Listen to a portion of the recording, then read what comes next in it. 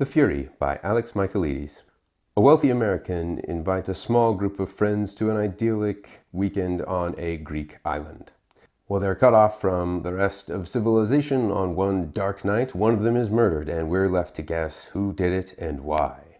I know it sounds like I'm giving a setup for the Netflix movie The Glass Onion, but it also happens to be the setup for The Fury, Alex Michaelides' new book that came out this month. I have to admit that I wasn't particularly hooked by the beginning of this book. Where his other two books, you have a very engaging premise. In The Silent Patient, The Maidens, it draws you in right away. With this one, there's no hook involved. I mean, you have a group of friends on an island, a Greek island, one of them's murdered. It doesn't mean anything in the same way that the other two hooks did. But it's partly by design in the book because the narrator is unreliable. With his other two books, there were certain points where I thought the narrator was withholding vital information.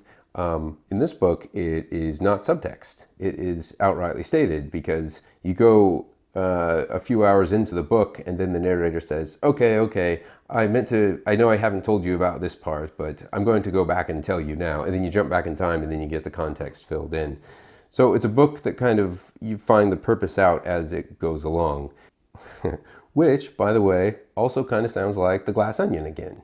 So the good news for this book is, even though it has a slow start, it does get better and better as you go along, because towards the end of the book, I really got a sense of who the characters were, their personalities, and what their motivations were. And that's a central ingredient to any of these kind of books where you have a small group of people in an isolated environment. I think that's why people like them so much.